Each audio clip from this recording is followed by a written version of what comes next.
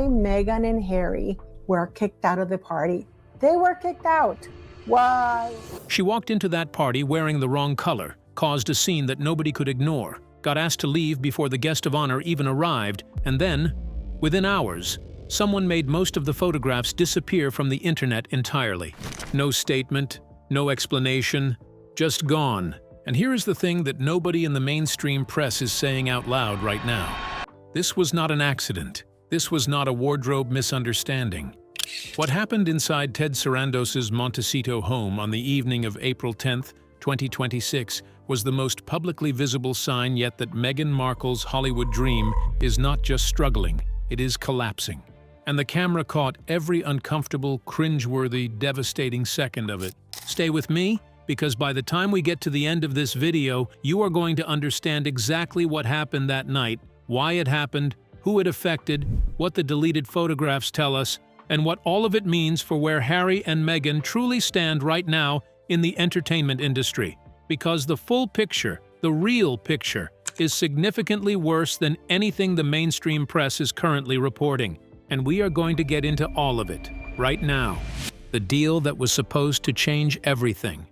To understand why that party mattered so much to Meghan Markle, you have to understand what was at stake going in. And to understand what was at stake, you have to go back to 2020. Cast your mind back.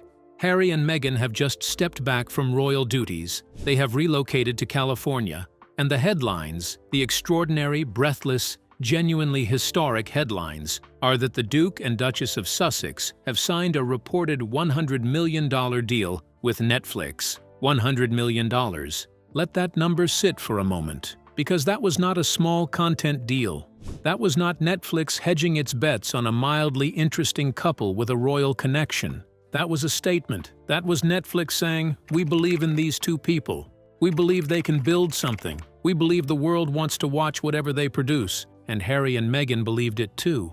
More than that, they needed to believe it. Because the entire logic of their departure from the royal family, the entire justification for everything they had walked away from, everything they had given up, everything they had said publicly about needing independence and creative freedom and the ability to live life on their own terms, all of that rested on one critical assumption, that they could actually build something in Hollywood, that their names, their story, their platform was worth $100 million.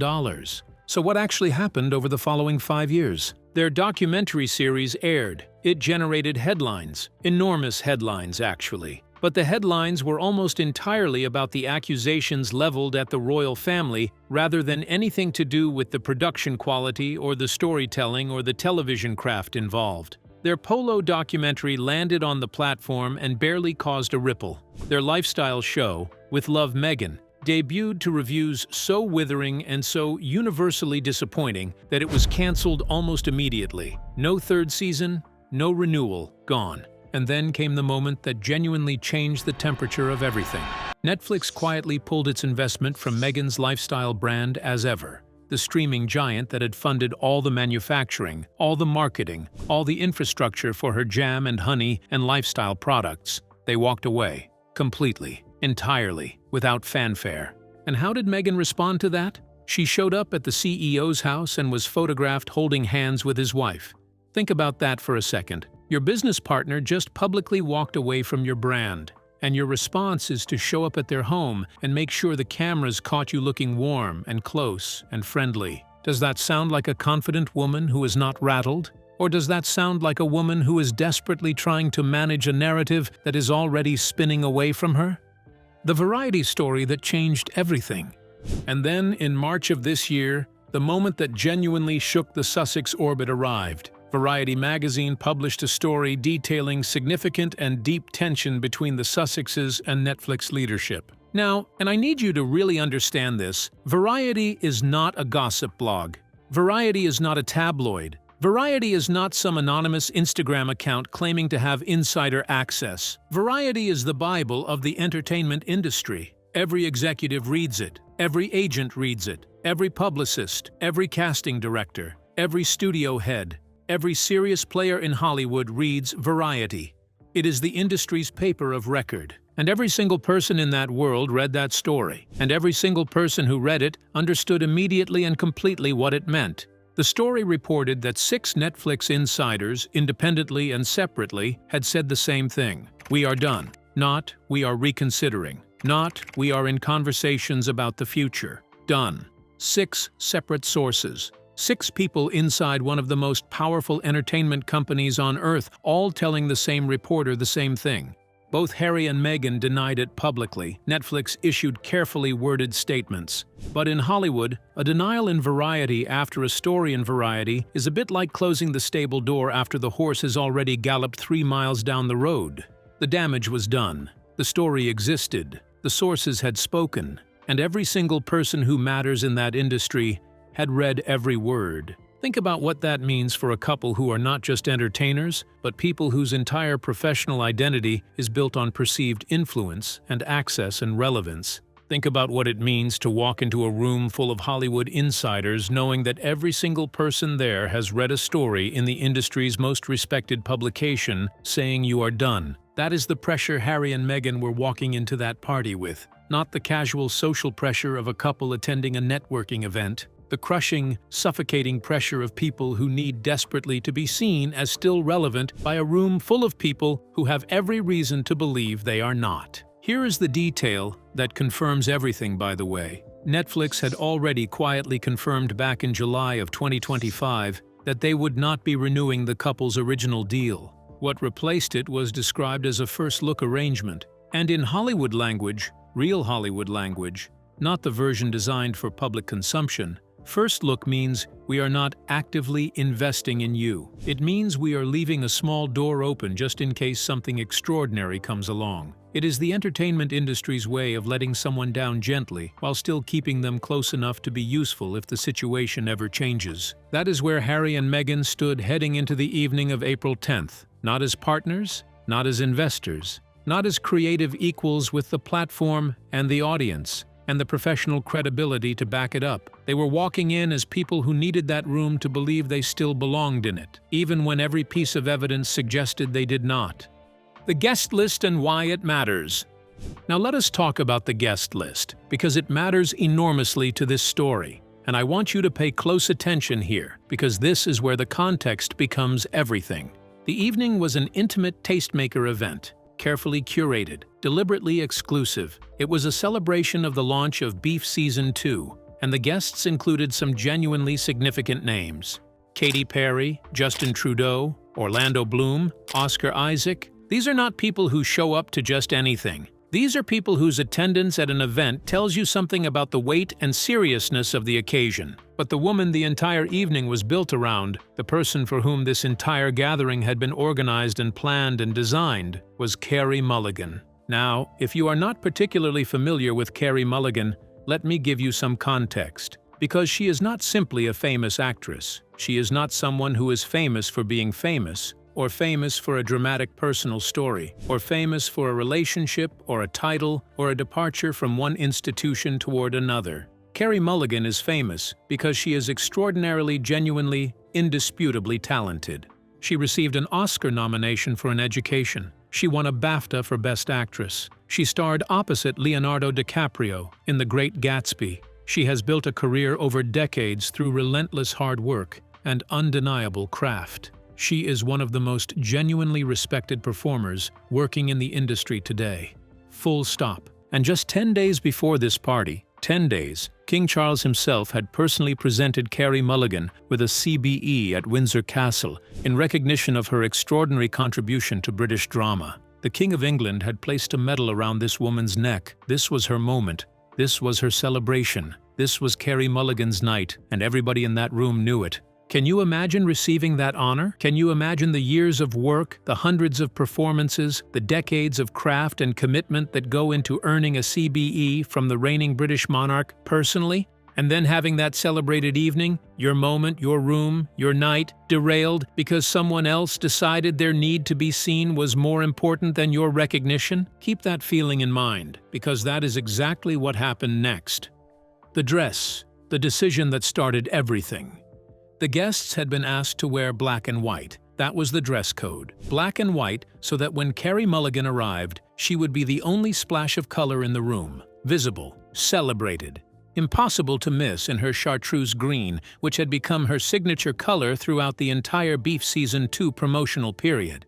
Now here is a question I want you to sit with for a moment. Why do you think event organizers ask guests to follow a dress code like that? It is not about control. It is not arbitrary. It is about creating a visual moment for the person being honored. It is about ensuring that when the guest of honor walks through the door, every single camera, every single eye, every single photograph from that evening tells the same story. This is her night. This is her celebration. Look at her. That was the purpose. And every guest understood it. Every guest honored it. Every guest except one. Meghan Markle walked into that party wearing chartreuse green. Let us be very clear about what chartreuse is and what it is not. Chartreuse is not a safe color. It is not a neutral. It is not something you accidentally pull from your wardrobe on a Friday evening and think this seems about right. Chartreuse is a statement. It is a declaration. It announces itself the moment you walk into a room, and it does not apologize for doing so. And here is the critical detail that makes Meghan's choice so completely indefensible, if it was a choice, and we will get to that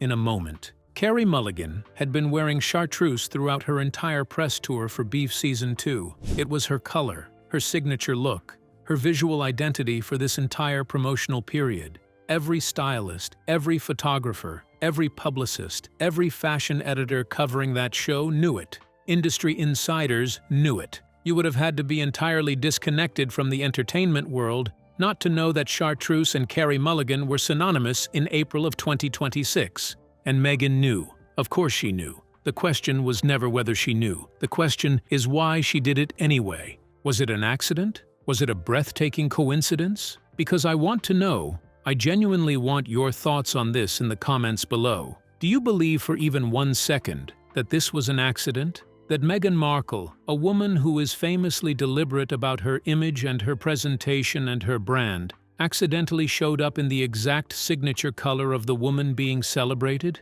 Do you believe that? Or do you believe what the pattern of her behavior over the years suggests? Because this was not the first time, not even close. Remember the christening in July 2018? The entire royal family wore cream, white, and soft blue, and Meghan showed up in an olive green outfit, the only splash of color in the entire lineup. Different event, different year, same pattern.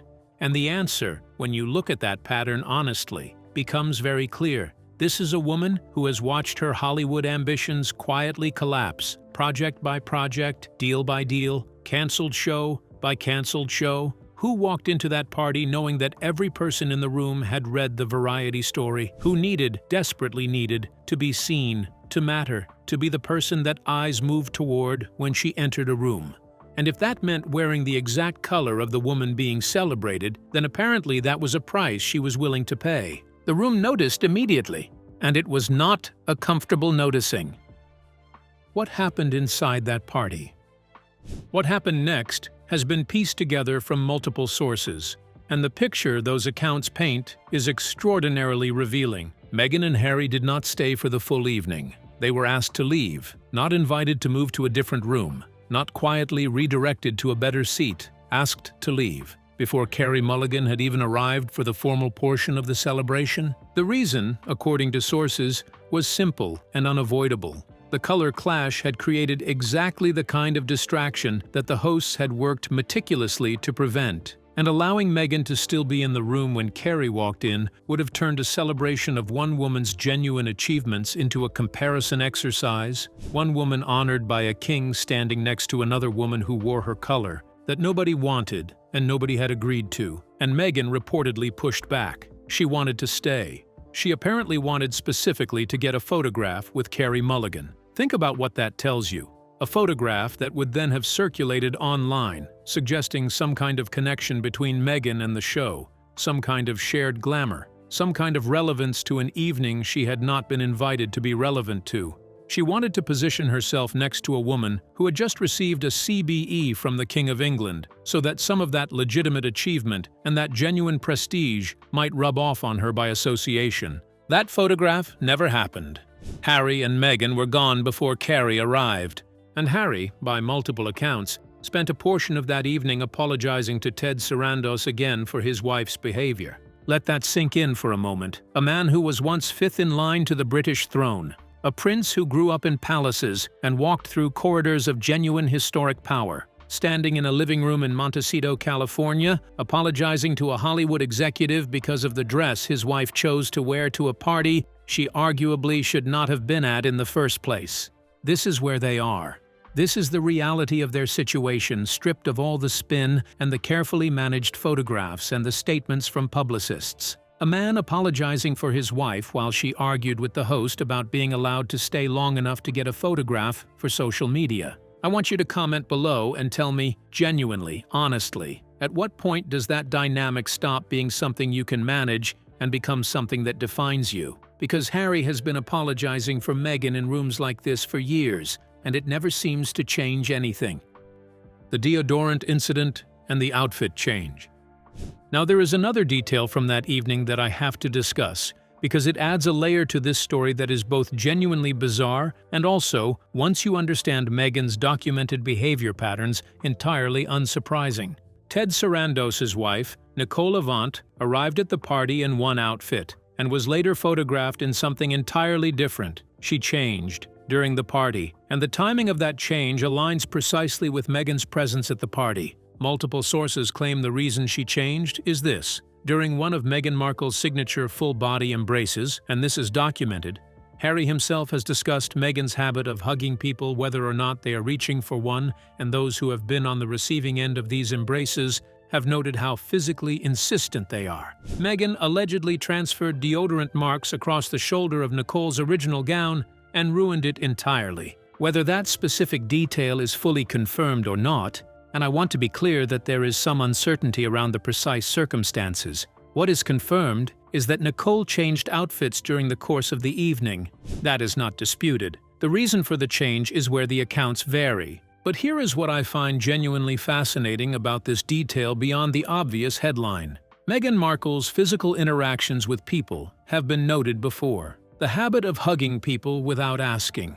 The habit of touching people, their arms, their hands, their shoulders, in ways that create the visual impression of intimacy and closeness, even when no such closeness actually exists. Catherine and William have both reportedly been made uncomfortable by it, and now Nicole Avant, the wife of the CEO whose goodwill and professional support Harry and Meghan need perhaps more than anyone else in Hollywood right now, apparently left that party wearing a different dress than she arrived in. You cannot make this up. You genuinely cannot. And the photographs that survive tell an interesting story about this too. Look at the images where Meghan is grabbing Nicole's hand. Look at the grip. Look at Nicole's body language, her positioning, the direction her body is turned. And then ask yourself honestly, does that look like two people who are warm, close friends enjoying a relaxed evening together? Or does it look like one person performing closeness, while the other person endures it? The disappearing photographs. Now let us talk about the photographs, because this is the detail that elevates this entire story from celebrity gossip into something genuinely revealing about this couple's relationship with their own public image. Getty Images had multiple photographs from that evening, candid shots, group shots, images that captured what the evening actually looked and felt like, and then within hours of them being published, within hours, most of them disappeared, pulled from the archive, unavailable, gone. No explanation, no statement, no press release explaining what had happened or why. They were there, and then they were not. What remained were one or two carefully composed images. Harry and Meghan smiling warmly alongside Ted and Nicole, looking relaxed, looking close, looking like the variety story had been completely overblown, and everything between the Sussexes and Netflix was absolutely fine. Here is the question I want you to sit with. If the evening genuinely went well, if Meghan was confident and in control and warmly received by everyone in that room, then why would those photographs need to disappear? Why would you pull images from one of the world's most widely accessed photo archives if those images showed you looking good? Confident people do not scrub their own photographic record. People who are comfortable with what the camera caught do not make images disappear from Getty. The people who do that are the people who are afraid of what the camera actually caught. People who need to control the narrative more tightly than reality will allow. People who cannot afford for the world to see what really happened in that room. The images that survived tell the story Meghan needed the world to believe. The images that were deleted told the story she could not afford for anyone to see. And there is a pattern here that goes beyond one party and one evening. Think about the broader pattern of image management, of narrative control, of the relentless, careful curation of their public presentation, the documentary, the Oprah interview, the carefully timed announcements, the publicist statements, the social media management. It is all part of the same compulsive, exhausting, deeply revealing need to control how the world sees them. Because if the world sees them as they actually are right now, the gap between the image and the reality is too large and too damaging to survive. The Australia disaster. And while all of that was unfolding in Montecito, Australia was waiting. Harry and Meghan are currently on their first visit to that country since 2018, and the contrast between then and now could not be more stark or more telling. When they came last time as newlyweds, Harry and his new American bride, the actress who had become a duchess, the couple that the world was captivated by, crowds lined the streets for miles. The reception was genuinely warm and celebratory. Australia loved them. This time, over 34,000 Australians signed a petition before they even landed, demanding that no taxpayer money be spent on their visit. 34,000 people. That is not a fringe response. That is not a small group of committed critics. That is a significant public statement about how the perception of this couple has shifted in the years since that first tour. An Australian MP publicly demanded the couple personally cover all police security costs. And Harry's mental health summit in Melbourne, originally selling tickets at nearly 2,000 Australian dollars each, had those tickets slashed to half price in order to fill the venue. Half price. Let that sink in. When your name and your platform and your presence are supposedly worth what Harry and Meghan claim they are worth, you do not need to cut your ticket prices in half to get people through the door. The market speaks. And the market said very clearly that $2,000 was too much to pay to sit in a room with Harry Windsor talking about mental health. Meghan's Sydney retreat is charging up to 3,000 Australian dollars per ticket, and as of this filming, it is still not sold out. For comparison, and I think this comparison is genuinely illuminating, when Gwyneth Paltrow held a similar event in Sydney just 3 years ago, it sold out completely. People said you could not get a babysitter or an Uber that entire night because everyone was there. Gwyneth Paltrow, a woman who built a real brand through real work and real products and real engagement with her audience, sold out Sydney. Meghan Markle, who has spent years telling the world she is a powerful, globally resonant brand, is struggling to fill seats at $3,000 per ticket and having to ban journalists from attending so that the experience cannot be reviewed or reported on honestly. And I find that detail about the journalist ban particularly telling, because a source who purchased a ticket to Meghan's Sydney event and later discovered she worked in media shared her experience publicly. She said she was excited about the event. She believed in what it promised. She wanted to be there, and when she asked for a tax invoice to claim back from the ticket price, a completely routine, entirely reasonable, standard business request, she received instead a phone call and then an email informing her that because she worked in media and because this was a closed-door experience, she was no longer able to attend. She went from invited guest to excluded attendee in one phone call, with no prior disclosure that media professionals were ineligible to attend, and no warning that this condition existed anywhere in the booking process. Why would you ban journalists from attending an event that you are proud of? Why would you make it deliberately impossible for the experience to be reviewed or reported on? That is not the behavior of a brand that is confident in what it is delivering. That is the behavior of a brand that knows the product will not survive scrutiny. The Centerpoint lawsuit shadow. And then there is the matter of the lawsuit that is hanging over Harry's head right now like a storm cloud that nobody in his team seems to know how to address. Harry is facing legal action related to Sentebale, the charity he co-founded over 2 decades ago. The Charity Commission opened a compliance case following public accusations from Sophie Chandali, the chair of the organization, who reportedly claimed that certain statements made were, in her words, blatant lies. Harry responded by launching what observers described as a thinly veiled attack on Chandali publicly, accusing her of telling blatant lies and saying he hoped a robust inquiry would unveil the truth. Now, Sophie Chandali is not someone you attack casually. She is a lawyer. She was an executive at Meta. She is a highly accomplished woman with the professional credentials, the public platform, and frankly, the personal temperament to push back forcefully against any characterization of her conduct that she believes is inaccurate. And the question that nobody seems to be able to answer right now is this: what exactly is this lawsuit about? What were the statements made? What did Harry say that resulted in the Charity Commission opening a formal compliance case against an organization he spent 20 years building? We do not yet know the full answer to that question, but we know the lawsuit exists, and we know that Harry arrived in Australia carrying it with him, a man who is already watching his media empire crumble, who spent an evening in Montecito apologizing to a Hollywood executive for his wife's behavior, who is now cutting ticket prices for mental health events to get people through the door, is also navigating an active legal dispute with a charity he co-founded and once called one of the most important things in his life. The trajectory here is not a good one. What the pattern tells us. Let me step back for a moment because I want to talk about the bigger picture here. Because what happened at that party on April 10th did not happen in isolation. It happened as part of a pattern that has been building for years. And that pattern tells us something important. When Harry and Meghan left the royal family, the argument, the public stated, carefully articulated argument, was that they needed freedom. They needed independence. They needed to be able to build something for themselves, on their own terms, without the constraints and the scrutiny and the institutional weight of the monarchy pressing down on them. And the world, to a significant extent, gave them a chance. Netflix gave them $100 million. Publishers gave them book deals. Spotify gave them a podcast. The media gave them platforms. Audiences gave them attention. Hollywood gave them access to rooms they would never have been able to walk into without a royal title attached to their names.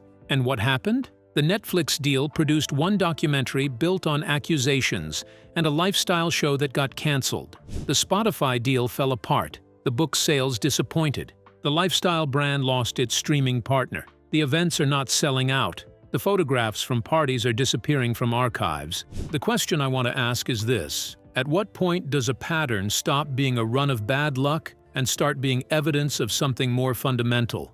At what point do we have to look honestly at the gap between the image Harry and Meghan project and the reality their professional track record reveals? Because the image says, powerful couple, global brand, media empire, untouchable platform. The reality says, cancelled shows, pulled partnerships, half-price ticket cuts, deleted photographs, apologetic princes, and invitations to parties they arguably should not have been at in the first place. Those are not the same thing, not even close. What comes next? So where does this leave Harry and Meghan? Where do they go from here? The Australia tour is happening right now as you watch this, and the way it unfolds will tell us a great deal about what the next chapter of their story looks like. Because Australia was supposed to be a reset, a chance to reconnect with a public that had once genuinely loved them, a chance to generate positive headlines, to remind people that they do good work in the world, to rebuild a little of the goodwill that has been steadily eroding.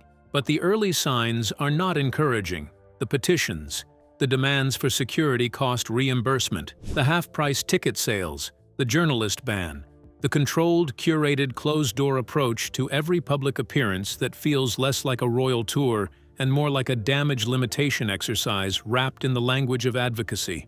And in Hollywood, the situation is arguably more precarious, because Hollywood is a town built on relationships, on reputation, on the perception of power and relevance, and forward momentum. And right now, the perception of Harry and Meghan in Hollywood is being shaped by a story in Variety that said 6 insiders called them done, by a party that ended with them being asked to leave before the guest of honor arrived, and by a set of photographs that someone decided could not be allowed to remain in the public record. That is not a good position to be in. That is not a recoverable position without something genuinely significant. A hit show, a compelling project, something that proves the talent and the vision and the cultural relevance that they have been claiming all along are real. And right now, the first look arrangement with Netflix, the cancelled lifestyle show, the pulled brand investment, and the party exit do not point toward that something being imminent.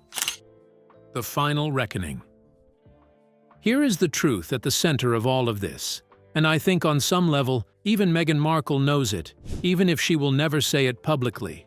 The Hollywood experiment has not worked. Not in the way they imagined it in 2020 when they were signing $100 million deals and talking about building a media empire. Not in the way that would justify everything they walked away from, everything they said about the institution they left, and everyone they hurt on the way out. The shows did not connect. The brand did not grow. The partnerships fell away. The rooms that once welcomed them are becoming harder to enter and easier to be asked to leave.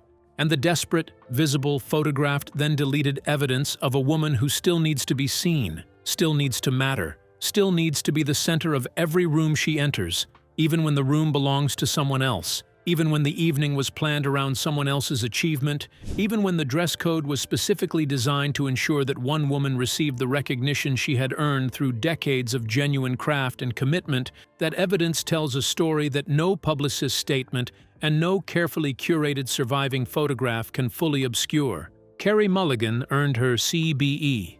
She earned her moment. She earned that room full of important people in black and white, celebrating the fact that the King of England had personally recognized her contribution to British drama. She earned all of that. And Meghan Markle showed up in the same color dress and then had to be asked to leave before Carey even walked through the door. That gap between what you have earned and what you are performing is the story of Harry and Meghan's Hollywood years. And the camera, on April 10th in Montecito, caught it more clearly than it has ever been caught before. Subscribe if you are not already, because the Australia tour is happening right now, and there is much more of this story still to tell. Drop your thoughts in the comments. I want to know what you think about all of this. Do you think this was deliberate? Do you think the deleted photographs tell us what we think they tell us? And do you think Harry and Meghan can come back from where they are right now? Because I am watching, and so, it seems, is everybody else. Like this video if you found it valuable. Subscribe for daily royal and entertainment commentary. Comment below. Do you think Meghan's Hollywood era is over?